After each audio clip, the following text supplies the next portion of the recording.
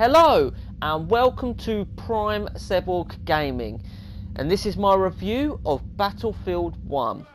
Now, when I first started up Battlefield 1, I was expecting the normal kind of story mode that you normally come to expect from the Battlefield games. Instead, the first mission was very different, as at the start they say, "What follows is the frontline combat. You are not expected to survive." Now, when I started playing with that going around in my head, wondering what they meant, I soon found out what they meant when I died. Now, when I died, I expected the screen to go black and the Battlefield 1 logo to appear on the screen.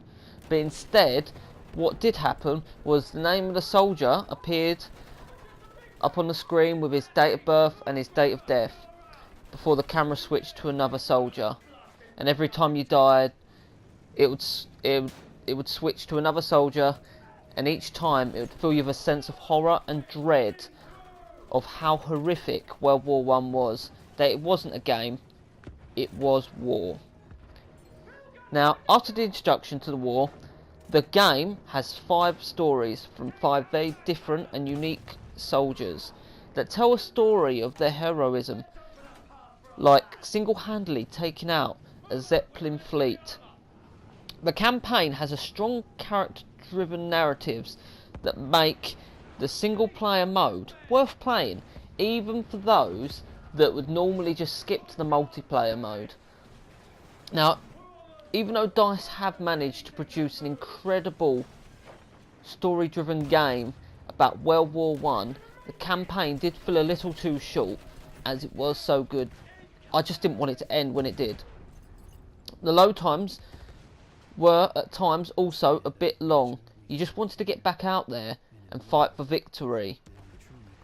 Now, for the multiplayer, as usual, DICE have outdone themselves with creating a fun and brilliant multiplayer with destructibility and large-scale combat. There's a new mode called Operations that is a large-scale, continuous battle that takes place across multiple maps. It's like Conquest mode and Rush mashed together.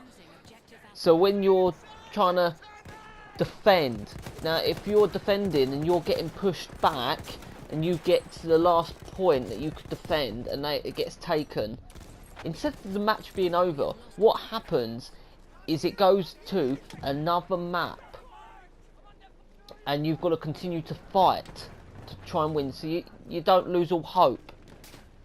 Now, you also see the return of domination and team deathmatch that you normally get, as well as obviously Rush and Conquest, as if you played the beta you would have seen. But DICE have also brought another new mode to the series called War Pigeons. Now, where the idea of it is to find the pigeon before the enemy and find a safe place to write out a message and send it off, calling for artillery support. Once it's sent, the enemy will be barraged with artillery.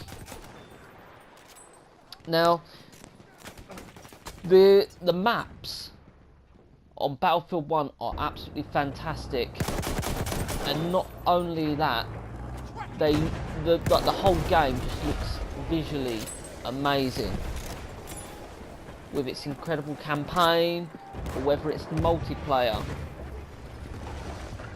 Now, the pros to this game, I feel, is obviously the incredible campaign.